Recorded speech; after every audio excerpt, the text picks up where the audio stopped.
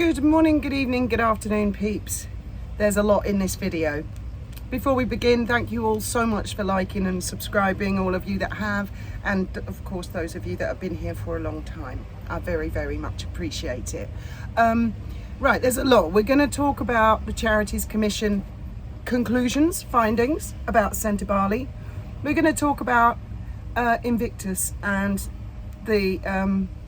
the story of David Beckham replacing Prince Harry, and we're going to talk about something that I've always been interested in, the suggestion that there is video evidence in existence of Meghan's, how can I put it, some of Meghan's time during the royal family, which may or may not ever have been made public, resurfacing. Not necessarily in mainstream media, but I'm going to draw all of your attention to something which Google News does list here, at least in Europe, and it is fascinating, and I want to give full credit to the author and creator of many great articles. So let's start with Sentebale, shall we, and the Charities Commission findings. Right, now. Okay, so I'm going to sort of skim through it because I know it's been published and a lot of people are going to pick this apart, but there are some really important points in this that I think are utterly scathing for Prince Harry. On the face of it, you know, when people read it, I see the BBC is spinning it as a win for Harry. Of course, Five Friends magazine are also spinning it as a win for Harry. Well, they would, wouldn't they? But I feel that Five Friends magazine, otherwise known as People magazine, lost all credibility many years ago, as we know, when they decided to leak evidence of the existence of a letter from Meghan Markle to her father. Her father had never mentioned the existence of the letter, and as a result of what Five Friends magazine did, he felt the need that he had to come forward and defend himself, and as we all know, it culminated in a big court case between Markle and Associated News. And at the Court of Appeal, Judge Warby said that when you tell a big fat fucking lie, that's not a lie, it's actually called misremembering. I think we all remember that. I don't think I'm ever going to forget that one. Right, so let's get on with the Charities Commission. So the Commission has identified a lack of clarity around the role, descriptions and internal policies as the primary cause for weaknesses in the charity's management. It finds that this confusion exacerbated tensions, which culminated in a dispute and multiple resignations of trustees and both founding patrons. It goes on about the background. Concerned, and I'm skipping through bits, I'm not reading the whole thing, but what I will do is I will pin a comment at the top of this video with a link to this and a link to something else which I will come to later, which I think you'll all really enjoy. Concerns about the relationship breaking down were first raised with the Charity Commission in February 2025. So that ties in with what Dr. Sophie Chanduka said, as I recall. She said she had raised concerns with the Charity Commission in February of this year. So they are confirming that. Because I think that a lot is lost in the kicking up of the mud, muddying the water. Oh, by the way, yeah, it's my party and I cry if I want to. Yeah, I saw the pathetic Instagram post to try and divert eyes away from all of this. Strange, happy birthday, enjoying it with her husband, but there's only Meghan in the photograph. Dinner for one, if you ask me. But who cares about that? Now, the findings. A number of concerns were raised by different parties. After conducting interviews and thoroughly viewing evidence submitted, the Commission found the delegation of certain powers to the chair, including consideration of an executive chair role, was confusing, convoluted and poorly governed process with a lack of clearly defined delegations over time. Well, I think Dr. Sophie already said that everything was confusing. It was very difficult to get anything done. They have said that they haven't found any foundation for bullying, misogyny, and all of that. However, they admit that, it's down to each individual's experience. The then trustees failed to have proper processes and policies in place to investigate internal complaints. More generally, a lack of clear policies contributed to the failure to resolve disputes. It was not satisfied that public statements made to the media and public criticism made in television interviews were conducted in a way that served the charity's best interests. Now, let's go over that paragraph. The Charity Commission was not satisfied that public statements made to the media, so that would be Harry, would it? Yeah, who started all this in the media, I believe, wasn't it? I don't think it was Dr. Sophie. No, Dr. Sophie went to the Charity Commission in February. It was later that, wasn't it Harry? I think it was. I could be wrong on that. I could be full of shit. Do your own research. But I think it was him who started the ball rolling by entering it into the public forum. And criticism made in television interviews, which would be Dr. Sophie protecting her reputation, which was in the process of being shredded by the Sussex squad and by Harry making the decision to go to the media. So she never said that she did that interview with Sky News in order to benefit the charity. I very much got the impression she was protecting her own image, her own reputation.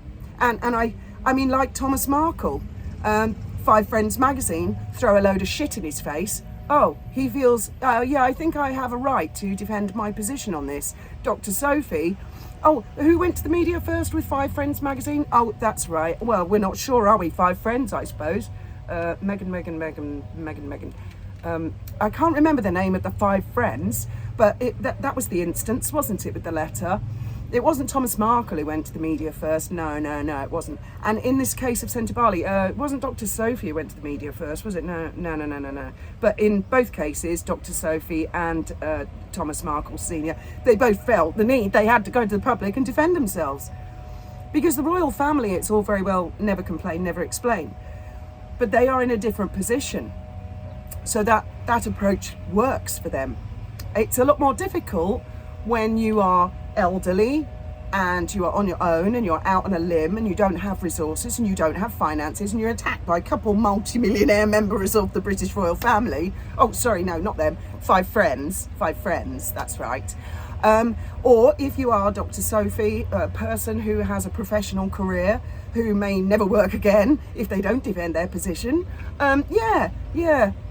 But I have mentioned once or twice, people who spray shit out into the stratosphere, generally it comes right back into their face. Or people who fight for microphones and stage positions and stuff like that. So that was an interesting paragraph. Overreach by either the chair or the Duke of Sussex as patron. But the Commission is critical of the charity's lack of clarity in delegations to the chair, which allowed for misunderstandings to occur. Misunderstandings sounds a lot like misrememberings. So I just want to cover this. In all of my life, I have noticed a common theme with lots of government organisations, well-established organisations. They are extremely reluctant to criticise any member of the British royal family. Not all government institutions, not all established long-running organisations, but a high percentage of them will. It's not a conspiracy. I've just noticed this, and it's not really a guffaw, doth my cap type thing. It's just what I think it's just a professional courtesy. I mean, the misrememberings thing, no, that took the piss and that went way too far. That just destroyed, for me, the reputation of the Court of Appeal in England and Wales. It was the most stupid decision. Big, fat lies were told. It was in court. We've all been told, don't tell lies in court, go prison. It's called perjury. Mandy Rice Davis went prison, didn't she, for perjury? Didn't Jeffrey Archer go prison for perjury? People, it's a member of the British, well, sort of. It's some woman who married into, yes, well, we better not say that, had we? That's how it came across to me. As a big, there is no justice. There's a one rule for them and another for us. That is very much how it came across. Sorry, Warby. Sorry, mate. You're a prat of the highest order. I will never let that one go, ever. I'll never get over it.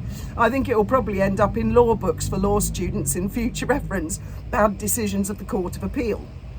Now, the failure to clarify delegations within the charity to the chair and the failure to have proper processes for internal complaints, both about mismanagement in the administration of the charity. Well, that's exactly what Dr. Sophie said. She said, there's all Harry's mates.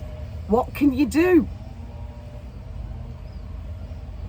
Didn't she say Harry came in, some fella came in the room and said, oh, I want this new guy as a trustee, and some other fella went, yeah, I second that, and that was it. It was decided.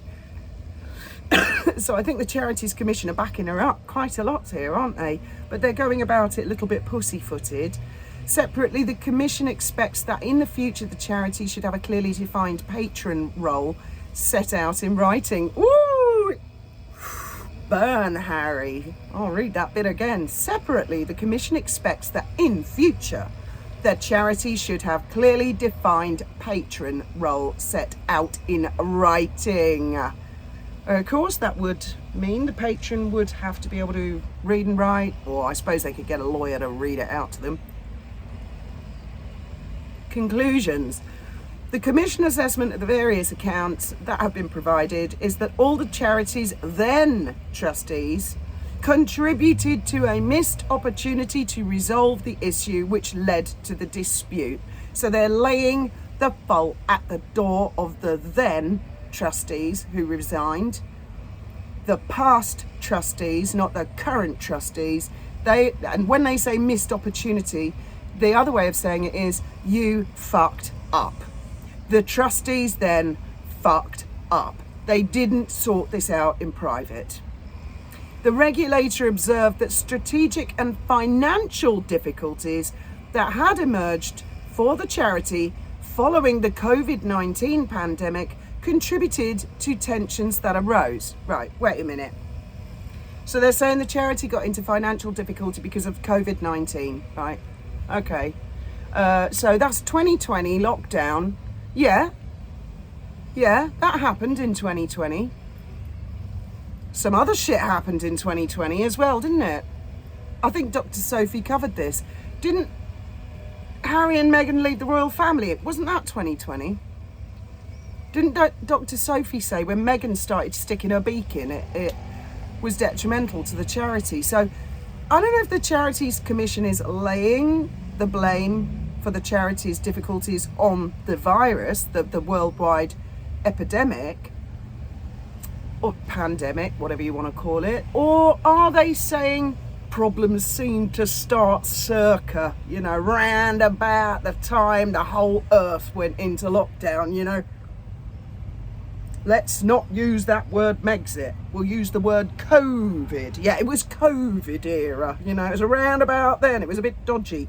Like they say in the 1930s, things got a bit dodgy when some geezer got in charge of Germany. It's kind of like that, isn't it?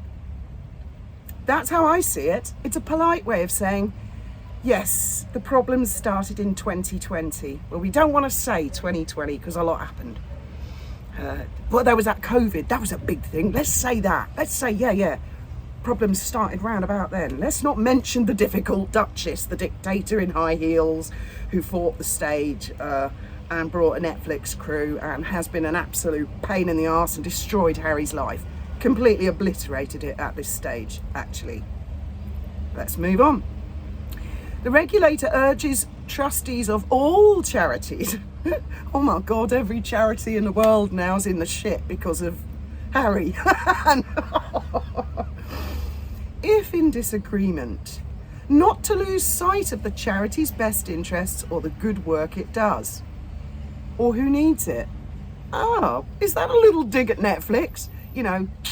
Was it in the best interest of the charity to drag a Netflix show? Did Netflix give any money to the charity? I don't know, maybe I'm reading a little bit too much into that. I've got to hurry up because, oh God, Graham's battery's dying. Now I've lost it. Hang on. Next steps. Oh, hang on. No, I've missed a bit there. As made clear to all parties in this case, if disputes do occur, the regulator recommends seeking mediation. I completely concur with that. Showing goodwill and acting in good faith. Well, I think that might fall on deaf ears in certain parts of the world, Charities Commission.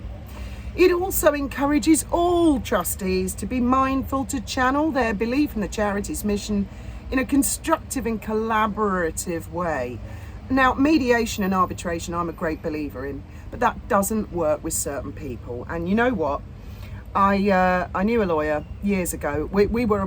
I was representing myself. He was representing my opponent. I won. He was a lovely guy, and about 6 months after, I saw him in Jib, and he just crossed the street, didn't want to talk to me. And I thought, oh, okay. Because, I'm not a lawyer, but I won. And I suppose him being a lawyer, but then he came and he found me, like straight after, and he said, I'm really sorry I was like that. I was miffed that I lost to you, but he said I actually deserved to lose because my clients were utter liars and I didn't have a leg to stand on and you were always going to win. And I said to him, well, what are you doing now? And he said, I'm into mediation and arbitration.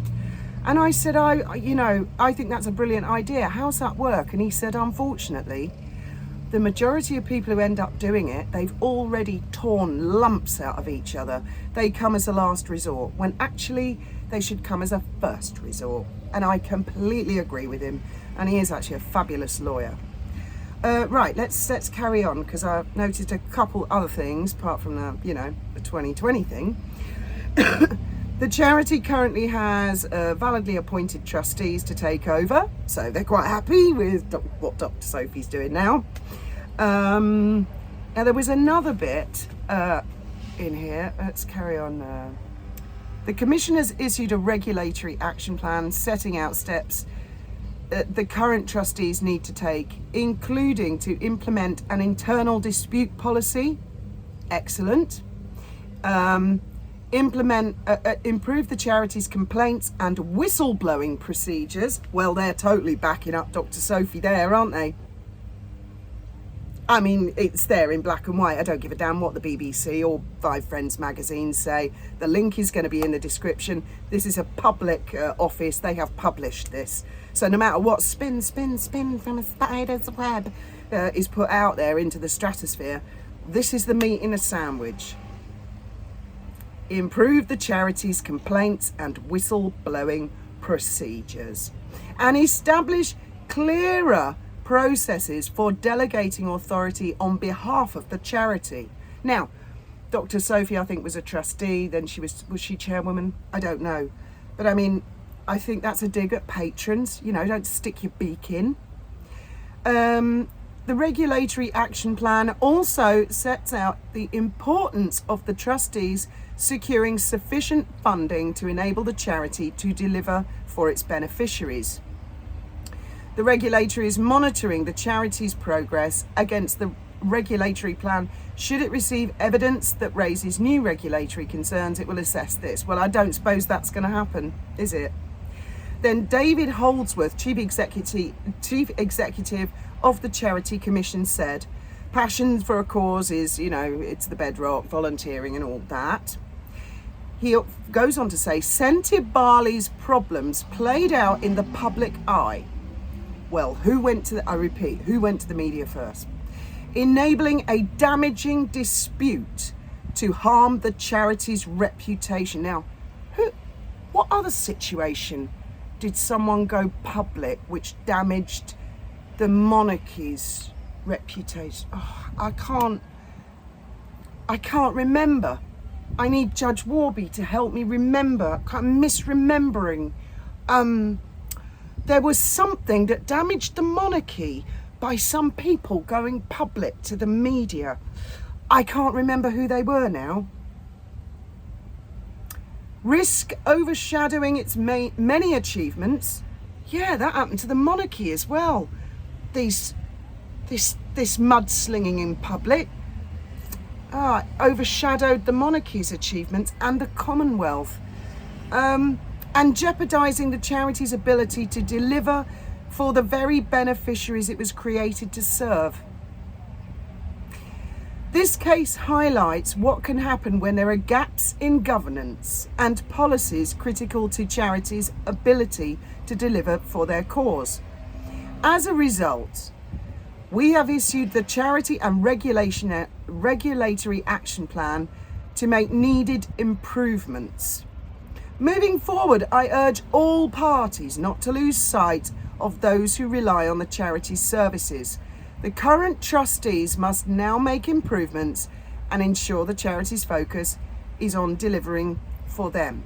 Now, there was another part in here, which I think I've missed, where they said the role of patrons must be made clear because trustees have a legal responsibility, not patrons, trustees have a legal responsibility to sort things out. And it very much came across as, get your beak out, Harry. You shouldn't have done this. Very bad what you've done. I mean, for a high profile patron to attack a charity is exceptionally bad. How do you think Invictus felt watching this? Well, shall we come to that part? Now, I am aware that Trevor did a video a couple days ago about David Beckham replacing Harry as patron of the Invictus Games. Now, I am not the person who gave him that information. I don't know what Trevor's sources are, but Trevor has good sources. Now, what I am going to read out is a blog which I think you will all really enjoy. It's on a thing called vocal.media. Now, from what I can tell, Vocal Media is a place where artists, authors can publish their works, and then it's a bit like YouTube, and then the more people who read it, then the more revenue they earn. I don't know exactly how it works. Now, this particular author I found through Google News. What I do is I go on Google and I'll type in, for example, Prince Harry.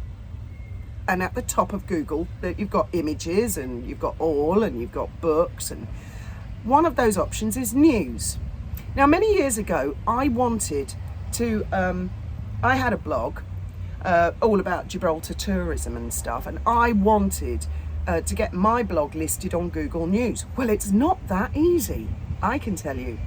You have to fulfill certain criteria in order to be considered by Google a newsworthy site. You have to have regular entries. You have to talk about newsworthy items. The standard and quality of writing has to be a certain. Now, I applied several times and I never got it, and I gave up in the end. Well, this one here in Spain, at the very least, is listed.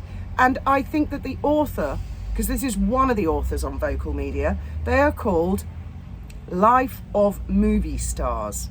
Now, there's something very intriguing about this author.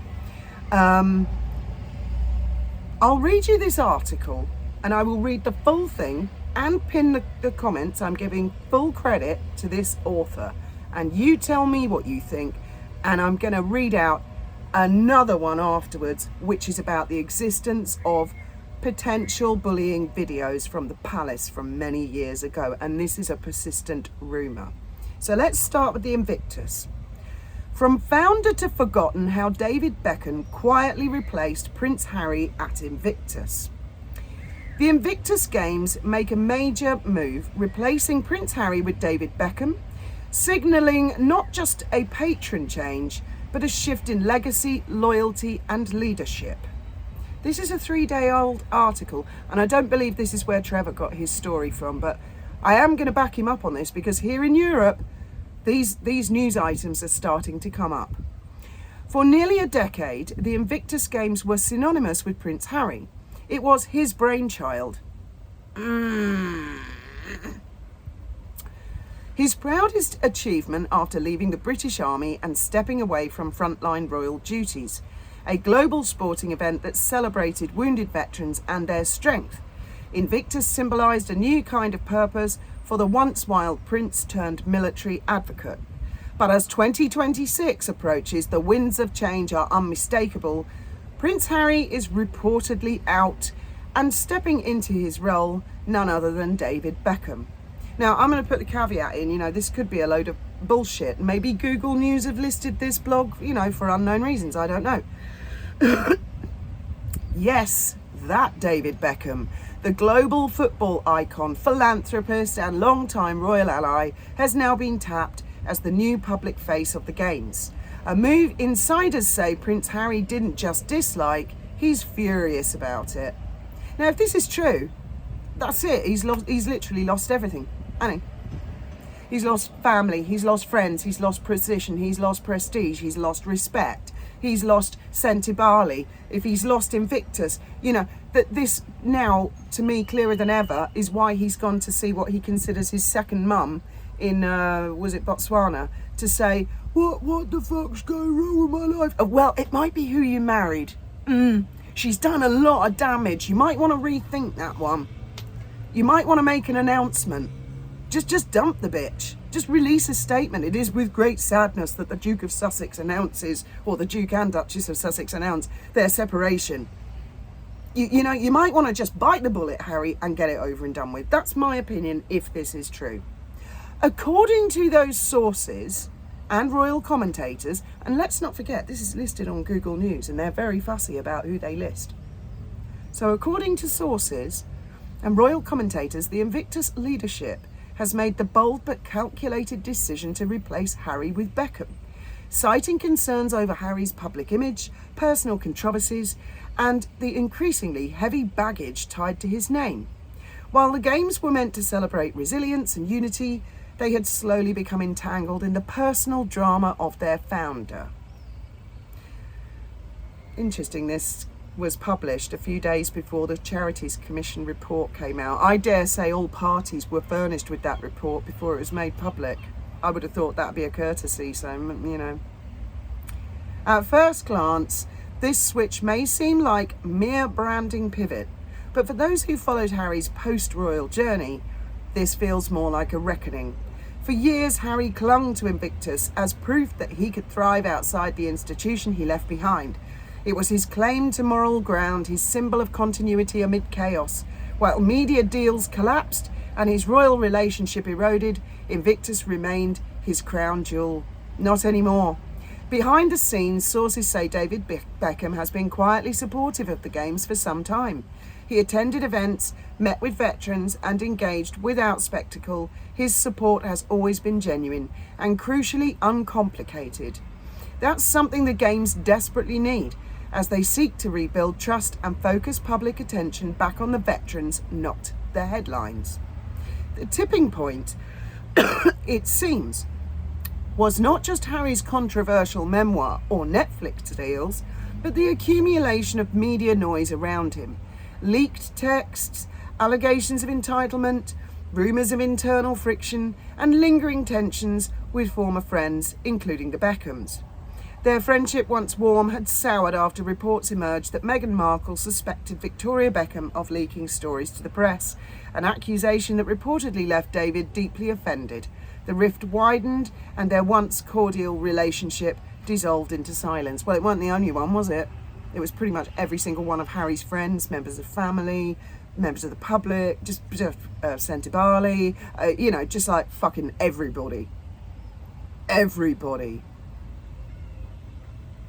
Beginning with his brother saying, you might want to think, take things slow. I don't know about marrying this girl. Now Beckham is replacing Harry at the very event he once supported as a friend. The symbolism isn't lost on anyone. The Invictus board had options. They could have given Beckham a smaller role, kept Harry as a figurehead, or orchestrated a softer transition. Instead, they made a clean cut. It wasn't just about logistics, it was a message. The Games are moving on. In Beckham, the Games gain a leader with international respect, media discipline, and minimal controversy. He's adored in Britain and respected globally. He doesn't need to talk about himself to remain relevant. He just shows up, no drama, no declarations, no digs at his past. Didn't he queue up to go and see the Queen? Was that? It was him, wasn't it? I genuinely can't remember, but I think it was David Beckham queued up. That contrast couldn't be sharper. While Harry has become a lightning rod for royal controversy, well, there's no denying that, Beckham remains a unifying figure. Veterans trust him, sponsors like him, and the public see him as a positive, apolitical force, something Harry, for better or worse, can no longer claim. Well, yeah, I mean, he did party political broadcasts, didn't he, with his missus? That was a brilliant idea, wasn't it? Another brilliant idea. Whew! She full of them, isn't she, Harry? What stings most for Harry isn't just the loss of the title or position, I bet that does sting. It's the realisation that the world may no longer see him as essential to the thing he created. And worse still, it's a man he once called a friend who now wears the crown of Invictus. This change also signals a wider recalibration in the public sphere for all Harry's declarations and independence and authenticity. The sympathy well is drying up. His repeated clashes with his family, tell-all interviews, and perceived self-focus have taken their toll. The once adored prince is now met with scepticism by his former allies. And Invictus, it can't afford scepticism. It's a mission-driven initiative centred on hope, healing, and heroism. The last thing it needs is a founder who overshadows the cause, or a big fucking crybaby. Probably doesn't need a patron who's a big fucking crybaby. As the games look to 2026 and beyond, the focus is shifting back where it belongs, on the competitors, not the controversies. And I don't suppose they need Meghan leading a march waving a flag in shorts, do they, for Netflix? And with the Beckhams at the helm, there's cautious optimism that Invictus can regain its footing, restore public trust, and perhaps even thrive in a new era. As for Harry, his next move remains unclear. The loss of Invictus cuts deep, not just professionally, but personally. It was his legacy, his anchor, and now the anchor is adrift. Whether this becomes a turning point for self-reflection or another chapter in a long feud with the establishment remains to be seen.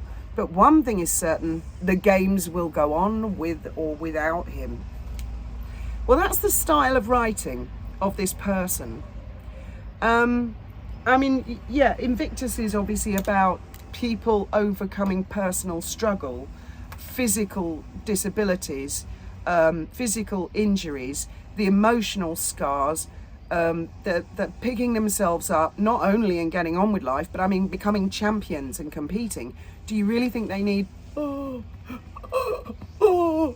can't get up in the mornings, I'm so upset? Really, Invictus? And I've got to say, Invictus, I was talking about this to someone the other day and Ben interrupted and said, what's Invictus? And I said, you've never heard of Invictus? And he went, oh, I know, it's the aftershave ad on the TV. That's a young person. Don't know jack shit about Invictus. Knows plenty about Harry and his whining. That is not good, Invictus. That is not good. And then when I said to him, do you know who David Beckham is? He went, yeah, footballer, legend. Right. Do you know who Harry is? Yeah, he's kind of funny, but a bit thick, isn't he? Hazza, you've done it to yourself, mate. Well, rather your wife has, and you've allowed her. You've actually allowed her, Dumbo. You best fix this. You need to cut that. Just cut ties. Just announce it. It is with great sadness the Duke and Duchess of Sussex announced their separation. Get it over and done with, mate. Right, now, let me find this. I'm just going to read you a little bit. Same author, and the author is called Life of Movie Stars, and it's on Vocal Media. When the mask slips, Meghan Markle and the voices behind the palace walls. Former royal staff are breaking their silence, and what they describe isn't a misunderstanding, it's a pattern. This is according to this author. Misunderstanding, again, it makes it sound like misremembering, it was a misunderstanding, it was a misremembering, it was a mistruth. It started with a whisper, as most royal controversies do. But this time, it wasn't just gossip from palace corridors. There was something more chilling. Allegedly, there's footage. Now, I've heard this rumour for many years, and I emphasise it is a rumour, but it keeps coming up, it keeps coming up, it keeps coming up all the time. A quiet, cold camera capturing a side of Meghan Markle the world wasn't meant to see. The Duchess, who once embodied modern royalty, compassion and change, is now at the centre of disturbing claims, and the silence surrounding it has become deafening. I'll let you guys read the rest because I'm going to leave a link in the comments below. That is an awful lot of tea, isn't it? It's basically, Harry, it's time to cut your losses, mate, if you want to recover any of your life. And Meghan, well, it's over. The fact that Google News are now allowing this, and I can't emphasize what a big deal that is, because I know personally how much effort it takes to become Google News listed. That author has got about 30 articles that go into great detail of many of the subjects that we discuss here. Now, I know this might be like suicide for a YouTuber, or we have the content, but this author deserves credit. They deserve to have their work seen and read, and so I am pumping them. I hope you've enjoyed this video.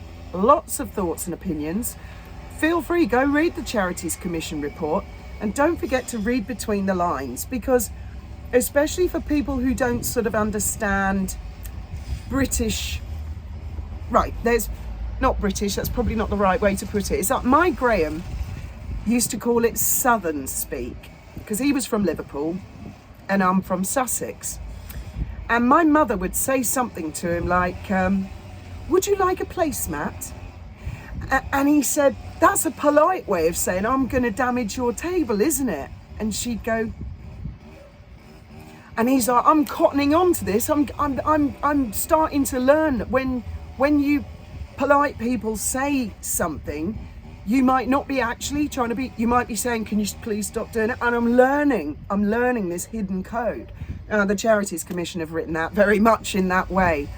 It's far from plain speaking. It's like, well, as I have already pointed out, that it is scathing. They reference the behaviour of the patrons more than once in that report. They reference that the then trustees, they were idiots and they messed up, fucked up right royally, and they should have dealt with this. They could have gone to mediation. Dr. Sophie does not strike me as someone who would run to the media. She went to the media like Thomas Markle Sr. because somebody else took it to the arena of the media. I leave you with that thought. Thank you very much for listening. And again, thank you for liking and subscribing, everybody who has. Good morning, good evening, good afternoon, and may your God go with you.